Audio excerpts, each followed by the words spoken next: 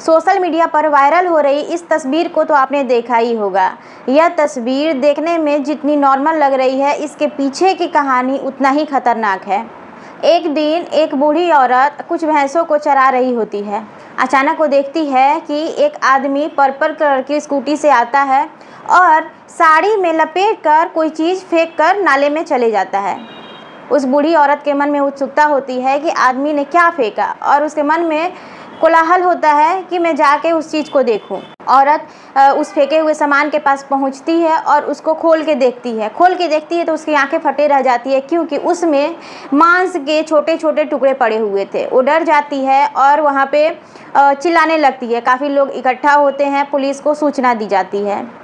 अब हम चलते हैं कहानी के दूसरे भाग की तरफ। कहानी है यूपी के प्रयागराज की। पीयूष नाम का लड़का जो 11वीं क्लास का छात्र है, एक दिन अपने घर से स्कूल के लिए निकलता है। साधारण सा दिन होता है, जैसे और दिन होता है वैसे ही वो दिन भी होता है। 26 अगस्त की तारीख होती है। स्कूल जाने के लिए वो चला जाता है घर से। घर में चीज़ें नॉर्मल हो रही होती हैं, लेकिन 2:30 बजे के बाद जब पीयूष अपने घर नहीं लौटता है तो घर वालों को चिंता होती है कि आखिर पीयूष 2:30 बजे स्कूल से छुट्टी होने के बाद घर क्यों नहीं आया।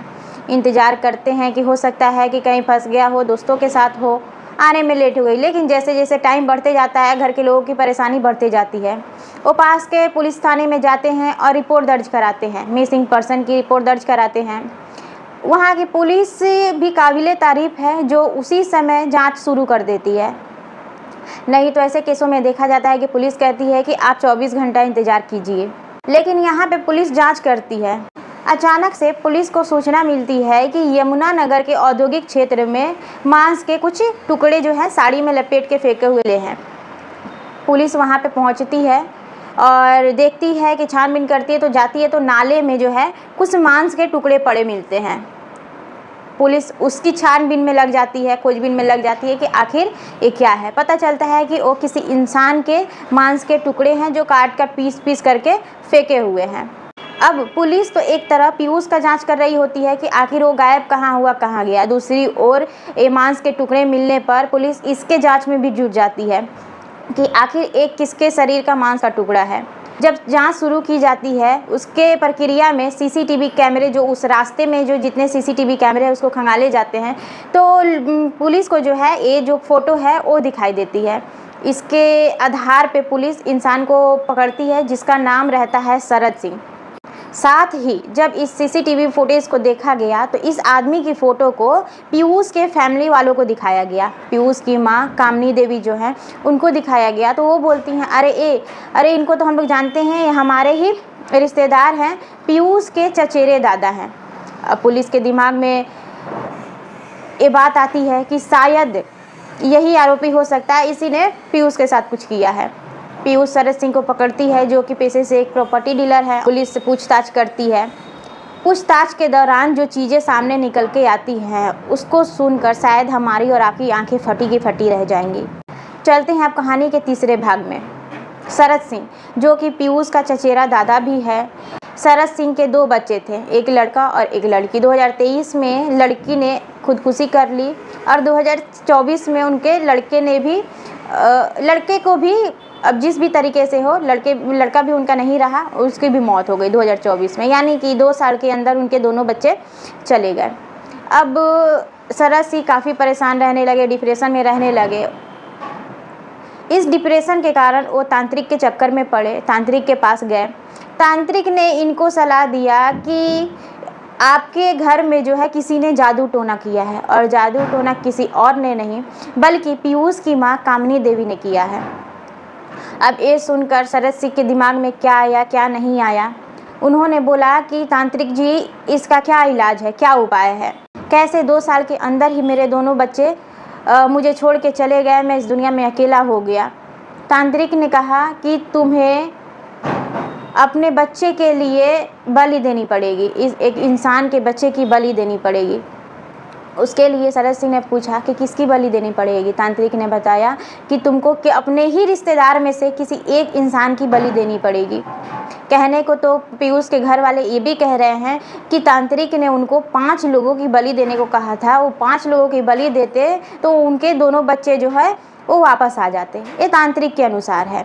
लेकिन वहाँ पे क्या हुआ कि शरद सिंह ने 5 लोगों का नाम एक पर्ची में लिखा, 5 पर्ची में लिखा 5 लोगों का नाम, और एक बर्तन में रख के उसमें से निकालने के लिए बोला गया। शरद सिंह ने उसको निकाला तो उसमें पीयूष का नाम आया, यानी कि पहले नंबर पर पीयूष की बलि दी जानी थी। अब ये सब चीज़ें हो गई। शरद सिंह ये सब प्रक्रिया इस तांत्रिक से मिलने के बाद 8 महीने बीत चुके थे। अब आता है 26 अगस्त का दिन। आप इस फुटेज में देख रहे होंगे कि सीसीटीवी में दिख रहा है कि किस तरह पीयूष अपने घर से स्कूल के लिए निकल रहा होता है यूनिफॉर्म में। अब पीयूष अपने घर से जब कॉलेज के लिए स्कूल के लिए निकला तो स्कूल पहुंचा क्यों नहीं? इसलिए नहीं पहुंचा क्योंकि जैसे ही पीयूष अपने घर स्कूल के लिए निकला तो रास्ते ही में ही जो है उसके चचेरे दादा शरद थे, वो किसी काम के बहाने उसको अपने घर के अंदर बुला लेते हैं। घर के अंदर बुलाने से जैसे ही वो घर के अंदर जाता है उसके बाद से जो है शरद सिंह पीयूष के पीठ पे वार करते हैं, जिससे कि पीयूष बेहोश हो जाता है। बेहोश होने के बाद ये पीयूष को अपने फर्श पे लिटा देते हैं, और शरद सिंह जो है मर्डरर, वो पीयूष के ऊपर कोई तांत्रिक विद्या करने लगते हैं। अचानक से देखते हैं कि पीयूष को होश आने लगता है।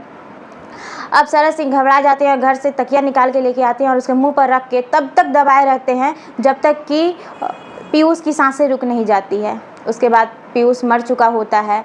अब शरद सिंह क्या करते हैं कि उसको टुकड़ों में काटना स्टार्ट करते हैं। पैर के अलग टुकड़े, सर के अलग टुकड़े, और धड़ को अलग कर दिया है उन्होंने। अब क्या किया कि उन्होंने साड़ी में धड़ को लपेट के और तीन टुकड़े करने के बाद लाश को स्कूटी में रख कर, देखिए कि आप इस फोटो में देख रहे होंगे कि किस तरह से शरद सिंह स्कूटी के आगे में जो पर्पल कलर की स्कूटी है वहाँ पे साड़ी में बांध के धड़ को और लेके जाते हुए देखते हैं। उन्होंने पीयूष के बॉडी को 3 जगह ठिकाना लगाने का कोशिश किया, लेकिन एक जगह वो जो है पकड़े गए और चीज़ें सामने निकल के आई। अब जो है वहाँ की पुलिस, ये चीज़ें सब परिवार वालों को भी पता चल गई है कि पीयूष के बॉडी के टुकड़े उसके अपने चचेरे दादा ने किया है। अब पूरे प्रयागराज में, पूरे घर में गम का माहौल है, और घर वाले जो है सरकार से मांग कर रहे हैं कि मौत के बदले मौत, यानी कि फांसी की सज़ा होनी चाहिए शरद सिंह को। फ्रेंड्स, आपका क्या कहना है कि किस तरह का जो है सज़ा मिलनी चाहिए शरद सिंह को? ये सब चीज़ें इस तरह से सामने निकल के आती हैं तो क्या अपना क्या पराया?